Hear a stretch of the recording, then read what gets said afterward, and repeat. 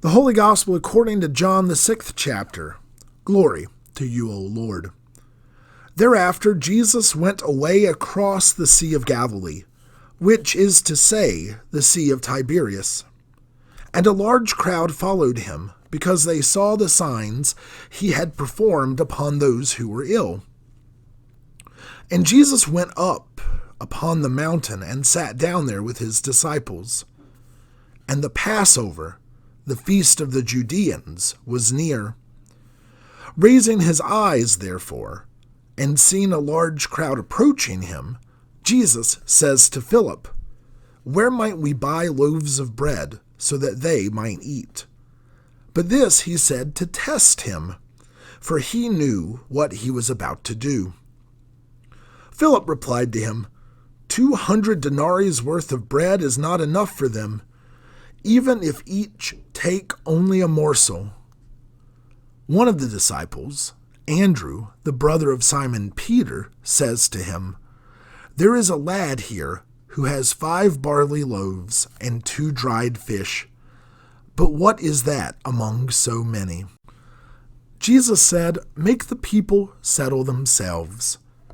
Now there was plenty of grass in that place, so the men, numbering about 5,000, reclined. Jesus therefore took the loaves, and having given thanks, distributed them to those reclining, and the fish in the same manner, as much as they desired. And when they were sated, he tells his disciples, "Gather up the fragments left over, so that nothing is lost." So they gathered them up and filled 12 baskets with the fragments of the 5 barley loaves left over by those who had eaten. Therefore, the people, seeing the sign he had performed, said, "This is surely the prophet who is coming into the cosmos." So Jesus, knowing that they were about to come and seize hold of him, so that they might make him king, again went away by himself to the mountain.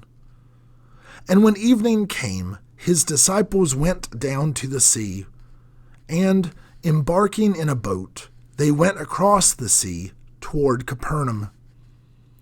And darkness had now come, and Jesus still had not joined them. And as a great wind was blowing, the sea was roused. So, having rowed 25 or 30 stadia, they see Jesus walking upon the sea and coming near to the boat, and they were afraid. But he says to them, "It is I, do not fear." So they were willing to receive him into the boat, and immediately the boat was at the shore to which they had been going. The Gospel of the Lord. Praise to you, O Christ.